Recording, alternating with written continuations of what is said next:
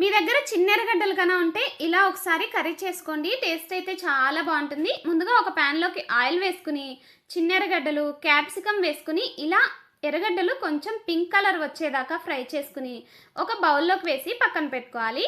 తర్వాత అదే ప్యాన్లోకి ఇంకొంచెం ఆయిల్ వేసుకుని పచ్చిమిర్చి, టొమాటోలు కూడా వేసి టొమాటోలు ఇలా మెత్తబడేదాకా ఫ్రై చేసుకున్న తర్వాత 1 టేబుల్ స్పూన్ శనగపిండి, కొద్దిగా అల్లం వెల్లుల్లి పేస్ట్ కూడా వేసి ఇంకొంచెం సేపు ఫ్రై చేసుకుని ఆల్రెడీ మనం ఫ్రై చేసి పెట్టుకున్న ఎర్రగడ్డలు, క్యాప్సికమ్ని కూడా వేసుకుని ఒక 2 మినిట్స్ వేగనివ్వాలి. ఈలోపు ఒక బౌల్లోకి పెరుగు, జీలకర్ర పొడి, ధనియాల పొడి, కారం, ఉప్పు, పసుపు కూడా వేసుకుని ఇలా బాగా మిక్స్ చేసుకుని వేగుతున్న కర్రీలోకి వేసేసుకొని ఆయిల్ పైకి తేలేదాకా ఫ్రై చేసుకోవాలి.